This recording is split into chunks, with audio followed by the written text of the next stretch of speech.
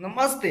तो भैया रउआ सबके बतला दी कि पावर स्टार पवन भैया के जबरदस्त मुंड बन गईल बा। जी हाँ, काहे कि भैया रउआ सबके बतला दी कि फिर से एगो आज पोस्टर आउट भइल ह। जी हाँ, रउआ सबके बतला दी कि भैया गाना के टाइटल बा क्वेश्चन पीवा के चरित्र बा 2।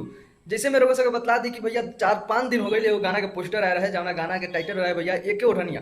तो भैया अभी तक ले उ गाना के कोनो खबर नहीं है कि कब तक ले ओकर टीजर आई और कब तक ले उ गाना आई। लेकिन भैया फिर से एगो पोस्टर आज आ गईल है, जौना गाना के टाइटल बा क्वेश्चन पीवा के चरित्र बा 2।